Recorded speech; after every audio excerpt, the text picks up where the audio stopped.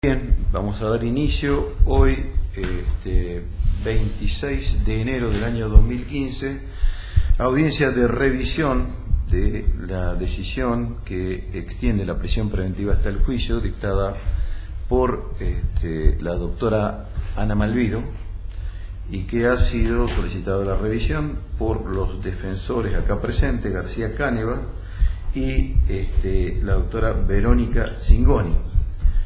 Doctor García Cánovas es defensor de Castillo, Verónica Zingoni, defensora de Obreque Varas, las personas que se encuentran presentes acá.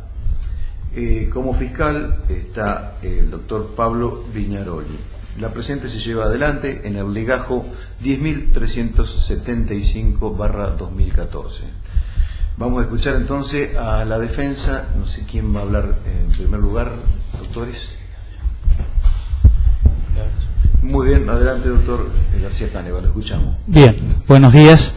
La presente petición de revisión se dirige contra la decisión de la doctora Malvido, dictada el día 21 de enero del corriente año 2015, en donde decidió rechazar el pedido de cese de prisión preventiva fundada en las previsiones del artículo 117 en función del artículo 119 del Código Procesal, al entender esta defensa que se ha cumplido el año de vigencia del proceso previsto por esa normativa y que por ende la posibilidad de prisión preventiva estaba finiquitada. Para poner el antecedente a vuestras señorías sobre el presente caso, en el legajo, el día 4 de julio, finalizó un juicio por jurados en donde se dictó veredicto, en donde a raíz del modo en que se ha dictado ese veredicto, esta defensa ha interpuesto algunas ha recurrido, digamos, a fines de entender que ese veredicto no cumplía con los requisitos establecidos por la ley en el caso de quien defiende, de Castillo, y que el día 29 de octubre del año 2014 se llevó a cabo la última audiencia, no habiéndose llevado la última audiencia producto de estas impugnaciones, no habiéndose llevado aún el proceso de cesura en esta causa, que ha sido fijada para el día 19 de febrero. En estas consideraciones, esta defensa ha entendido que la situación de prisión que se viene prolongando desde la detención del imputado Castillo desde el mes de enero del año 2013, desde el día 8 de enero del año 2013, ha excedido los plazos legales previstos, atento que en la presente causa no se ha dictado ninguna sentencia al respecto y que las resoluciones que se han dictado, incluso en la expedición del veredicto, se encuentra dentro de lo que se denomina proceso, y en el entendimiento que el artículo 119 habla de la prisión preventiva durante el proceso, entiende esta defensa que la potestad legal para mantenerlos en prisión preventiva ha cesado. Esta petición que efectuar esta defensa también por la posición contraria del Ministerio Fiscal, la doctora Malvido entendió que la norma del artículo 119 resulta interpretable y citó jurisprudencia como los casos Acosta, como el caso Esteves, inclusive el caso Bayar. En este fallo que, tal como lo pidiera el Ministerio Fiscal, donde dice que la norma del artículo 119 es interpretable, entiende esta defensa que la decisión arribada es contraria a derecho, totalmente contraria a derecho. La norma del artículo 119, señorías, establece, voy a dar lectura para no errar en la normativa, atento que estamos hablando de precisiones legales, dice: la prisión preventiva no podrá durar más de 1 año, salvo lo dispuesto para delitos complejos. Vencido este plazo, no se podrá decretar una nueva medida de coerción privativa de la libertad. Es decir, en primer lugar, este delito, el delito que se ha investigado y por el cual se ha arribado hasta ahora un veredicto, que vuelvo a insistir a esta defensa, discutir sobre el tema creo que no tiene sentido, solo al efecto ilustrativo. No tiene, hasta que no haya sentencia, no puede considerarse que se ha extinguido, digamos, el plazo del proceso, porque, en definitiva, lo que requiere y lo que ha fijado inclusive la doctora Malvido, y uno de los efectos que no ha habido sentencia, hasta acá, hasta este momento no ha habido sentencia. Como no ha habido sentencia, el plazo del proceso se ha elongado, y fíjense ustedes que la consideración que inclusive ha establecido y ha motivado discusiones en el ámbito de otras causas, la aplicación del artículo 56 de la ley orgánica, extendía, ya se había cumplido 1 año, pero en función del artículo 56, inclusive hasta por interpretación del Tribunal Superior de Justicia, se entendía que no podía discutirse. Bueno, en este caso, no solamente ha transcurrido 1 año, sino que ha transcurrido 2 años desde que se encuentran privados de libertad. La resolución de la doctora Malvido, entendemos, tiene un problema. Dijimos, primero, se aparta del principio legal. Segunda cuestión, es contraria al principio pro homine. ¿Y por qué es contraria al principio pro homine? Porque el sistema que establece la libertad durante el proceso en la presente legislación vigente se encuentra arreglada por los artículos 9 y 23. Y los imputados nunca gozaron, en particular pero ninguno de los imputados han gozado de libertad durante el proceso.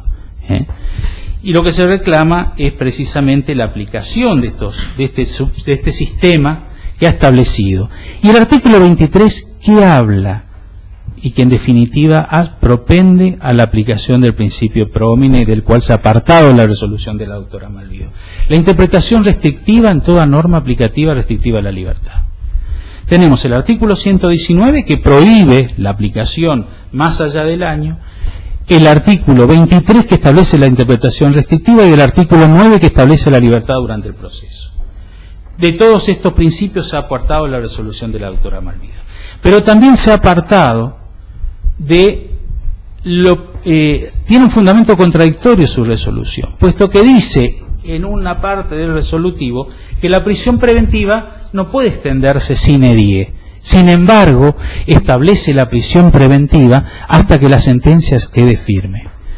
Quiero recordar algo, como dije anteriormente. En la presente causa tenemos que se tiene que llevar a cabo la cesura, que no se llevó a cabo. La segunda cuestión es que ¿cuándo va a quedar firme la sentencia? No existe un plazo fijado. Es decir, se ha establecido una prisión preventiva sine die. Otro de los defectos que contiene el resolutorio es que se ha apartado el principio contradictorio también la resolución de la doctora Malvido, porque en definitiva ha fundado un peligro procesal que no ha sido peticionado por el Ministerio Fiscal. ¿Cuál era el peligro de fuga?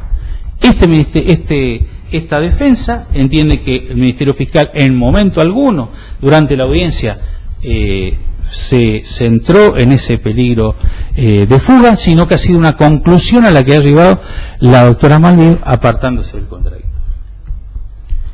Pero además esta resolución se aparta, y voy a dar lectura del fallo, de lo que ha establecido la Corte Suprema de Justicia en el fallo Acosta, fallo 331-858, donde estableció cuáles eran las pautas para determinar cómo debía interpretarse la validez de la interpretación legal. Y allí dice lo siguiente el fallo, que debe tenerse en cuenta que la primera fuente de exégesis de la ley es su letra. El artículo 119 no da lugar a dudas. a la que no se debe dar un sentido que ponga en pugna sus disposiciones, sino que las concilie y conduzca a una legal armonización de sus preceptos. Este propósito, dice la Corte, no puede ser obviado por los jueces con motivo de las posibles imperfecciones técnicas en la redacción del texto legal, de las que deben ser superadas en procura de la aplicación racional, cuidando que la inteligencia que se le asigne no pueda llevar a la pérdida de un derecho. El artículo 9 establece a la libertad durante el proceso en nuestra legislación procesal como un derecho. Pero la observancia de estas reglas generales no agota la tarea de interpretación de las normas penales, puesto que el principio de legalidad, artículo 18 de la Constitución Nacional, exige priorizar una exégesis restrictiva dentro del límite semántico del texto legal, en consonancia con el principio político criminal que caracteriza el derecho penal como la última ratio del ordenamiento jurídico y con el principio pro homine que impone privilegiar la interpretación legal que más derechos acuerde al ser humano frente al poder estatal. Esta es la consideración de la Corte. Y vemos que, en este caso, el fallo, como hemos venido sosteniendo, se apartó, en primer lugar, e inclusive no dio respuesta a lo que esta defensa planteaba, como la violación al principio de legalidad, si se apartaba de la norma del principio del artículo 119. También, como dijimos, tampoco ninguna de estas pautas han seguido, sino que lo que se sostuvo que la aplicación del artículo 119, en este caso en concreto, habría que interpretarse. No admite interpretación. No admite interpretación porque se podrá sostener que existe un veredicto. Esta defensa sostiene que ese veredicto, por lo menos en contra de mi defendido, al no cumplir la validez legal que exige la normativa y que deberá discutirse seguramente en los estrados, atento que no se, la primera cuestión que no se ha cumplido con ese veredicto es que, como exige la ley, que debe ser nominado, es decir, debe indicarse a quién se condena. Ese veredicto no lo ha cumplido, porque no lo menciona específicamente a Gabriel Alexis Castillo como responsable, sino que hace una mención genérica a los imputados. Sostenemos que sigue vigente, aún a pesar de ese veredicto, el principio de inocencia, principio fundamental por el cual también es aplicable la libertad durante el proceso. Y además, esta circunstancia de que no se haya dictado sentencia aún también dentro de los plazos que establece el mismo código, hacen que la interpretación que debería haberse dado como pro homine y en función de la interpretación restrictiva, debe haberle hecho lugar a la libertad de los imputados sujetos a condiciones de comparecencia, como se ha ofrecido, de comparecencia periódica a la Fiscalía a los fines de asegurar el proceso, y en la constitución del domicilio que se había ofrecido y que después voy a hacer referencia a cuál es. En estas circunstancias debemos tener en cuenta que el Colegio de Jueces, en una causa, la causa 10.500 del 2014, el día 18 de diciembre del 2014, en la causa Guzmán sobre homicidio, el propio Colegio de Jueces, frente a un planteo en donde se daba una situación de exceso de los plazos, se expidió con la integración de los doctores Suste, Gagliano y Muñoz que el artículo 119, el plazo establecido por el 119, no podía ser prorrogado. Entonces, frente a esta circunstancia, es decir, que tomando incluso solamente el periodo del 14 de enero del 2014, fecha de entrada en vigencia de la legislación procesal, hasta el 2014, hasta el 14 de enero, perdón, del 2015, ha transcurrido el plazo legal que le otorga, que concede una potestad estatal para tener privado de la libertad a una persona. Este plazo se ha extinguido y debe tomarse en consideración que la expresa disposición legal que prohíbe la prolongación de la prisión preventiva hace que la prolongación de esa prisión preventiva, aún en los supuestos de quererse encontrar fundada en una cuestión de interpretación, es ilegal. Es ilegal. Y al ser ilegal, torna a esa prisión preventiva en ausencia de un sustento jurídico concreto para mantener esa potestad estatal. Entonces, me parece que la situación es, reviste una situación de mediana claridad para que la prisión preventiva cese y, a los fines de sujetarse al proceso, a los imputados, y que se cumplan todos los actos procesales que deban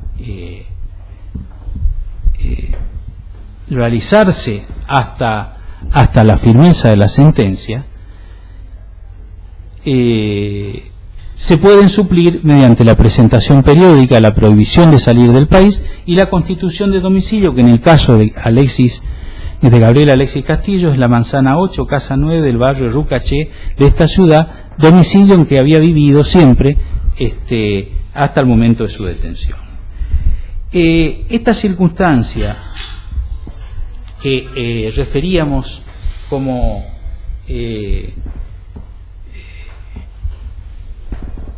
de carente de potestad estadual ya para sostener la prisión preventiva, en definitiva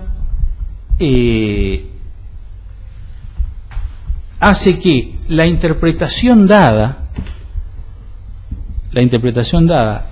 en aquella resolución que ha denegado el cese de la prisión preventiva ha sido, en definitiva, contraria a todo el sistema legal. Y este es el principal defecto que tiene la resolución dictada por la doctora Malvido. Entonces, entendemos que la nueva normativa procesal exige un cambio de paradigmas. El artículo 119 es la reglamentación de la garantía constitucional del artículo 7.5 de la Convención Americana, y es la reglamentación in situ, o sea, toda la jurisprudencia citada para fundar la resolución es antigua. Nuestro código es de avanzada, está inclusive más allá, consagrando más derechos que la interpretación que ha sido dada por la Corte Interamericana en Bayarri, porque acá se establece lo que no hizo la Corte Nacional, lo que no hizo la Corte Interamericana, establece claramente cuál es el plazo de la prisión preventiva. Y el plazo de la prisión preventiva es solamente de 1 año. Este es el plazo, esta es la única potestad que tiene el Estado para privar en la provincia de Neuquén. Solamente se puede privar de la prisión preventiva más de 1 año. Lo otro, sostener que la prisión preventiva en estas condiciones y que la garantía constitucional reglamentada es interpretable, nunca puede ser interpretada en contra del imputado como se ha hecho. Tal ha sido la interpretación del Ministerio Fiscal y tal ha sido la interpretación de la doctora Malvido. En el caso del Ministerio Fiscal, inclusive contrariando uno de los principios que tiene que defender, inclusive por su propia ley orgánica, que es la defensa de los derechos humanos, y en este caso lo que se está haciendo es violentando un derecho humano, que es la reglamentación de límite establecido en nuestra legislación procesal, en esa garantía constitucional que es el 7.5 a través del 119 del Código Procesal. Entonces, señorías, creo que para dar una vuelta de página realmente a los viejos sistemas procesales debe imperar la libertad por sobre la prisión. Los imputados han sufrido no 1 año, ya van 2 años de prisión preventiva. Tienen derecho a esperar lo que queda del proceso en libertad, y por eso se pide la libertad. Nada más, señoría. Muy bien, doctor. Doctor Tomasi, doctor Tomasi, discúlpeme, un segundo puede ser, 1 minuto. Bien, hacemos corte intermedio entonces, doctora. Corte intermedio. No,